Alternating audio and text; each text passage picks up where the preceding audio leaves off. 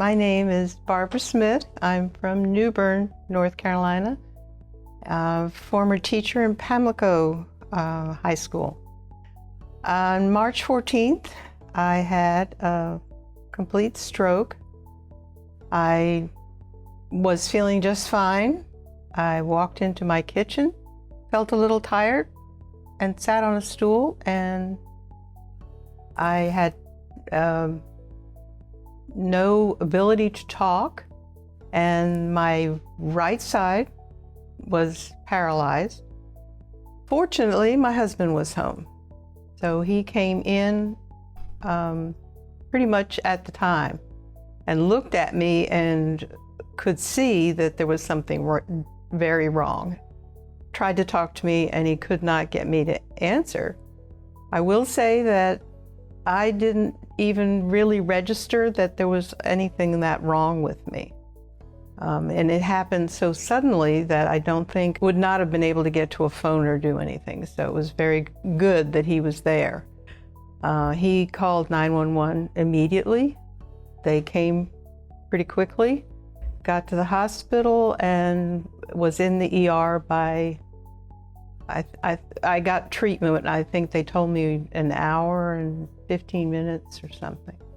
Because of that very quick turnaround from when it started till the time I got my treatment, I had a complete recovery. I have no residual effects, which is not always the case. I was very lucky, but I was mostly, it was because of the quick reaction of my husband and everybody at the hospital.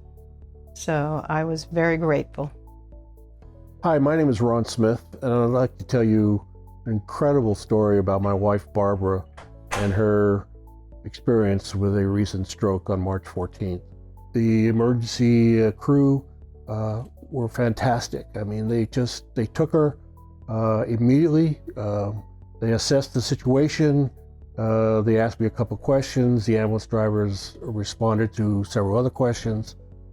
And as we were going through the process, she still couldn't do anything, couldn't talk.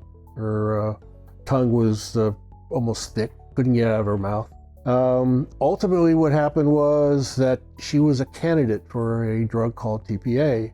So we were put in touch, or teleprompter, with a neurologist, I believe, that could assess the situation and authorize the emergency room personnel to administer the TPA. She was a candidate. It was quick.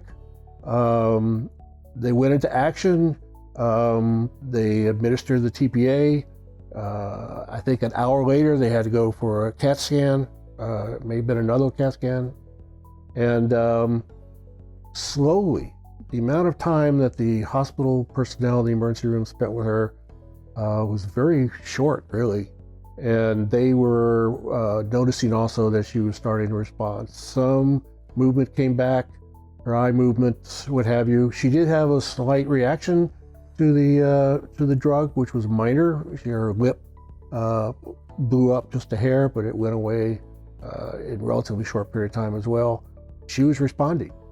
So because they administered TPA, and it's a very powerful clot buster, blood thinner, if you will, we had to go to the ICU, and they had to be monitored, or she had to be monitored for a period of time to make sure that she didn't have any symptoms or complications. And we left the emergency room. We were up. ICU personnel were fantastic as well. I can't say enough about Carolina East and the people that work here. They really have their stuff together, if you will. She was only in the hospital for, I guess, 48 hours-ish, and then she was able to go home. And thank God we got there in time in order to administer the TPA, because it is a time-sensitive drug. You should know, everyone should know what these symptoms of a stroke are. You should also know that there is a drug called TPA, and it can save your life, I guess, as well as your ability for movement and to recover. The drug was administered in about an hour and 35 minutes.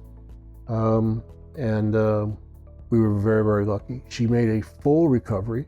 I did some research, and there's all sorts of ways to call 911 if you're by yourself. I chose a particular watch that will record a fall.